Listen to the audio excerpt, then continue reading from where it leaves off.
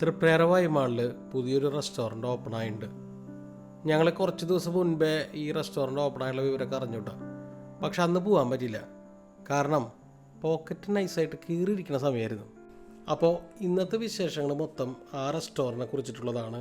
എല്ലാവർക്കും പുതിയൊരു വ്ളോഗിലേക്ക് സ്വാഗതം.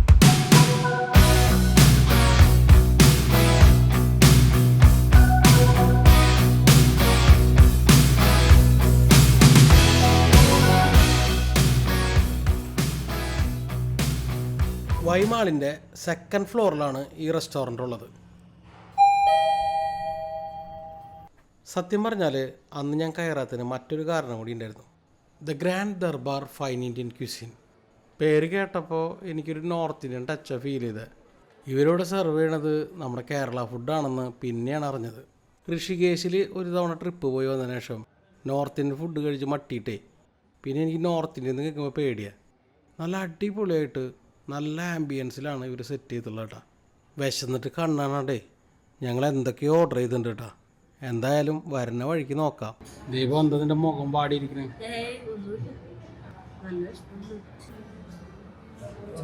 വിശന്നിട്ട് ചിരിക്കാൻ പറ്റില്ല. 3 മണിയില്ലേ. നിലവിൽ സോഫ്റ്റ് ഓപ്പണിംഗ് ആയിട്ട് തുടങ്ങിയതുകൊണ്ട് ചെറിയൊരു മെനു ആണ് ഇവിടെ ഉള്ളത്. ഇവരുടെ മെനുവിൽ ഏറ്റവും വർത്തായിട്ട് എനിക്ക് തോന്നിയത് 99 റുപ്പീസിൻ്റെ താലി മീൽസാണ്. അത് ട്രൈ ചെയ്യണമെന്ന് വിചാരിച്ച് ഞങ്ങൾ വന്നത്. പക്ഷേ ഞങ്ങൾ വരുമ്പോഴേക്കും ഊണ് കഴിഞ്ഞിട്ടുണ്ടായിരുന്നു. ദീപുവിന് ഉച്ചയ്ക്ക് എന്തെങ്കിലും റൈസ് ഐറ്റം കിട്ടണം നിർബന്ധം.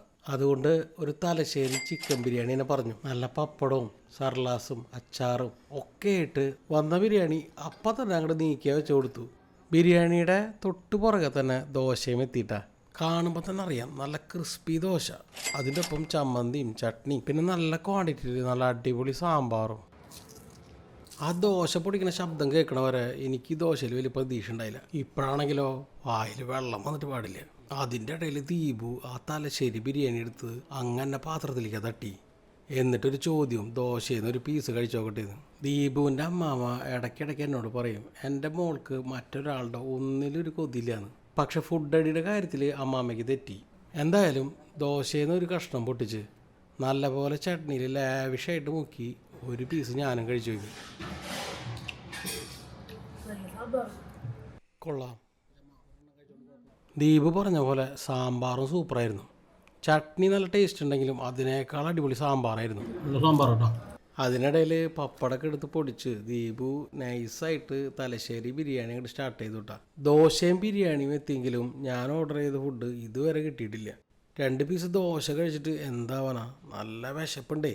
ഇതാ പറഞ്ഞിരിക്കുമ്പോഴേക്കും നമ്മുടെ പൊറോട്ടയും മലബാർ ചിക്കൻ കറി എത്തിയിട്ടാ. ചിക്കൻ കറിയുടെ കളറ് എന്നെ ഹടാഹത ആകർഷിച്ചിരിക്കുന്നു. പൊറോട്ട എന്നൊക്കെ പറഞ്ഞു കഴിഞ്ഞാൽ പൂ പോലത്തെ പൊറോട്ട, നല്ല സോഫ്റ്റ് ആൻഡ് ക്രിസ്പി ഒക്കെ ആയിട്ടേ നമുക്ക് വേണമെങ്കിൽ വെറുതെ തിന്നാം. പച്ച പൊറോട്ട.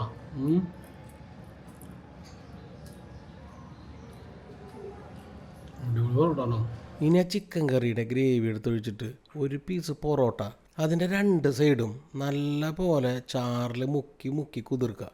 എന്നിട്ട് കുതിർത്തതിന് ശേഷം ഒരു പീസ് കഴിച്ചു നോക്കുക. ഒന്നും പറയാനില്ല, വേറെ ലെവൽ ഗ്രേവി. ഇത്രയും നല്ലൊരു ചിക്കൻ കറി ഈ അടുത്ത കാലത്തൊന്നും തന്നെ ഞാൻ കഴിച്ചിട്ടില്ല. നല്ല തേങ്ങാപ്പാലൊക്കെ ഒഴിച്ചിട്ടുള്ള അസൽ ഗ്രേവി. ആ പൊറോട്ടയും ഗ്രേവിയും കൂടി നല്ല പോലെ മിക്സ് ചെയ്തു. പൊറോട്ട വേണമെങ്കിൽ ഗ്രേവിയിൽ ലയിച്ച് ചേർന്നു എന്ന് പറയാം.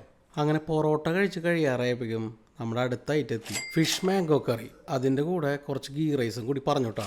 ദോശ പകുതി മുക്കാലും ഞാനും ദീപം കഴിച്ചുകൊണ്ട് അമ്മയ്ക്ക് നല്ല വിശപ്പുണ്ടാവും. അതുകൊണ്ടാണ് ഗീ റൈസ് പറഞ്ഞത്. പൊറോട്ടയും ചിക്കൻ കറിയും കോമ്പോ അടിപൊളിയാണെന്ന് കേട്ടപ്പോൾ ദീപുവിന് അത് ടേസ്റ്റ് ചെയ്യണം എന്നുള്ള ആഗ്രഹമായി. അങ്ങനെ എൻ്റെ ഒരു പൊറോട്ടയും കുറച്ച് ചിക്കൻ കറി അവൾ കൈക്കലാക്കിയതിന് ശേഷം കുറച്ച് ബിരിയാണി എനിക്ക് തന്നുട്ടാ. അങ്ങനെ ദീപുവിൻ്റെ നിർദ്ദേശം അനുസരിച്ച് ഞാൻ കുറച്ച് ബിരിയാണി കഴിച്ചു. നല്ല ഉഗ്രൻ ബിരിയാണി ആയിരുന്നു കേട്ടോ. അച്ചാറ് അടിപൊളിയായിട്ടുണ്ടെന്ന് അമ്മ പറഞ്ഞപ്പോൾ പിന്നെ ഞാനൊന്നും നോക്കിയില്ല. ഒരു പീസ് എടുത്ത് ബിരിയാണി റൈസിൻ്റെ കൂടെ മിക്സ് ചെയ്തടിച്ചു.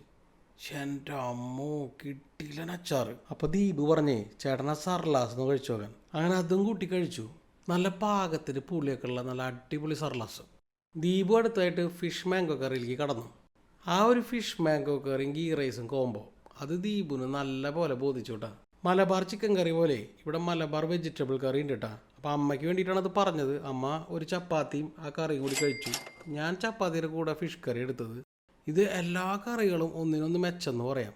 നല്ല ടേസ്റ്റുള്ള കറി ആയതുകൊണ്ടേ കഴിച്ചിട്ടും മതിയാവില്ല. അതുകൊണ്ട് 2 പൊറോട്ട കൂടി പറഞ്ഞു. ടേബിളിൽ കൊണ്ടുവച്ച പൊറോട്ടയെന്ന് പരുന്ത് റാഞ്ചന പോലെ ദീപർണ റാഞ്ചി കൊണ്ടുപോയി. ഇത്തവണ പൊറോട്ട മലബാർ വെജ് കറിയും കൂട്ടി കഴിച്ചത്. സാധാരണ നമ്മൾ വെജ് റെസ്റ്റോറൻറ്റിലൊക്കെ കിട്ടുന്ന വെജിറ്റബിൾ കുറുമയുണ്ടല്ലോ, അതിനേക്കാളും നല്ല ഫ്ലേവറും ടേസ്റ്റൊക്കെ ഉള്ളൊരു കറിയായിരുന്നു. ഇത്ര നല്ല കറിയല്ലേ. അങ്ങനെ ഫുഡ് അടിയൊക്കെ അവസാനിപ്പിച്ച് ഞങ്ങൾ 2 ഡ്രിങ്ക്സും പറഞ്ഞ് കൈ കഴുകിയിട്ട് വന്നിരിക്കാമെന്ന് വിചാരിച്ചു. വളരെ നല്ല സർവീസും പെരുമാറ്റമായിരുന്നു ഇവരുടെ. അപ്പോൾ തന്നെ നമ്മുടെ മനസ്സ് നിറയും. ഈ ഡ്രിങ്കിൻ്റെ പേരാണ് സൗദി ഷാമ്പെയിൻ. നമ്മൾ കഴിക്കാറുള്ള ഈ മൊയ്ത്തൊക്കെ ഉണ്ടല്ലോ, അതുപോലത്തെ ഒരു ഡ്രിങ്കാണിത്. നല്ല ചിൽഡായിട്ട് സോഡയുടെ തരിപ്പും മധുരവും ഒക്കെയുള്ളൊരു ഡ്രിങ്കാണ്. എനിക്ക് മധുരം അധികം ഇഷ്ടമില്ലാത്തതുകൊണ്ട് നല്ല പോലെ മധുരം ഇഷ്ടപ്പെടുന്ന ദീപുവിന് എന്നെ കൊടുത്തു. അവൾ ശിവാജിയിലെ രജനീകാന്തിൻ്റെ മാതിരി 2 സ്ട്രോ വെച്ചലക്കി. ഇനിയും ഒരുപാട് ഐറ്റംസ് ഇവരെ മെനുവിലുണ്ട്. അതുകൊണ്ട് തന്നെ ഒരു വരവ് കൂടി വരേണ്ടി വരും. അപ്പോൾ അടുത്ത വീഡിയോ ആയിട്ട് ഉടനെ കാണാം. അതുവരേക്കും ബൈ.